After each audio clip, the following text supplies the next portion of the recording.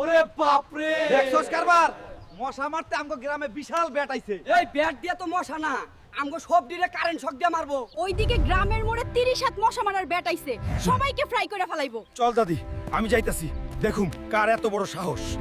কই রে 30 হাত মশা মারার ব্যাট, ওইটা দিয়ে তো আমি ব্যাডমিন্টন খেলমু। ওই দেখ রে হালকার ভাই কত বড় ব্যাট, মশা বললে তো খবর আছে। আসলে এইটা তো আমিই বিদেশ থেকে অর্ডার দিয়ে আনাইছি মশা মারার লাগিয়া, কিন্তু লোকজন যে এত ভয় পাইছে এই সুযোগে কিছু লাভ করা দরকার। শোনো গ্রামবাসী, এইটা সাধারণ কোনো ব্যাট না, এইটা হলো বিদ্যুৎ দৈত্যের ব্যাট। এইটা দিয়ে সে গ্রামের সব মানুষকে ধইরা শক দেওয়ার জন্য আনছে। আমরা শকে মইরা যামুরে হালকা। এই বিদ্যুৎ দৈত্যের হাত থেকে বাঁচতে হলে 5টা বড় রুই মাছ আর 1 হাঁড়ি দই লাগবে, তাইলেই দৈত্য খুশি হয়ে চলে যাবে। এই নেন হালকা ভাই, সব জোগাড় করছি।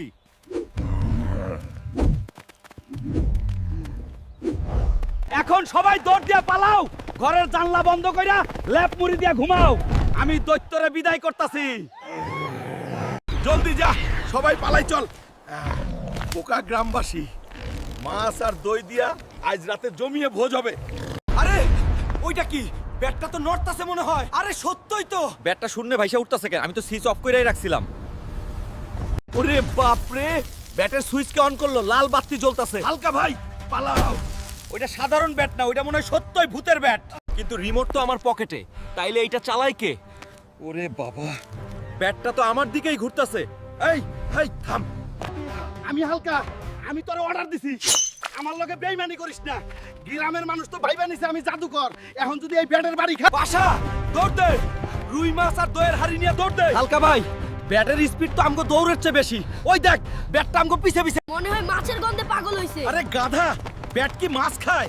এইটা সেন্সর সিস্টেম, হিট সেন্সর। আমগো শরীরের গরমে পিছে পিছে আইতাছে।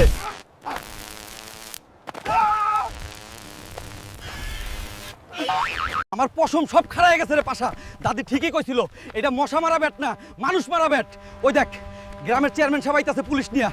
এখন যদি পুলিশ দেখে আমরা এই ব্যাটের ভয় দৌড়াইতাছি, তাহলে তো চুরির কেস। হালকা ভাই, বুদ্ধি পাইছি, ব্যাটটা যখন আমাকে পিছেই ঘুরতাছে, চলো এটারে চেয়ারম্যানের বাড়ির দিকে লয়ে যাই। চেয়ারম্যানের গোয়াল ঘরে অনেক মশা, ওইখানে ঢুকাই দিলে ব্যাট মশা মারবো আর আমরাও বাঁচুম। সাব্বাস পাশা, মাঝে মাঝে তোর মাথায় গোবর ছাড়াও খিলু। চেয়ারম্যান সাহেব রাস্তা ছাড়েন, বিদ্যুৎ দৈত্য খেপা গেছে।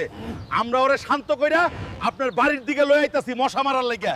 কি রে হালকা, তোরা দৈত্যরে আমার বাড়ি আনস কেন? আমার কি দোষ? পুলিশ অ্যারেস্ট করো এদের। আরে ওইটা কি এত বড় ব্যাট উড়াউড়ি করে কেন? হালকা তুই আমারে বাঁচা, আমি তোরে আগামী ইলেকশনে মেম্বার বানায় দিমু। এই ব্যাট থামান।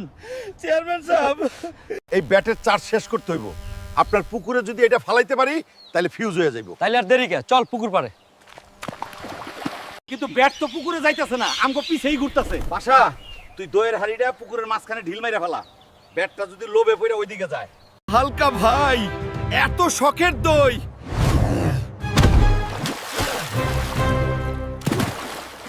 ঝপাত পুকুরে পড়লো।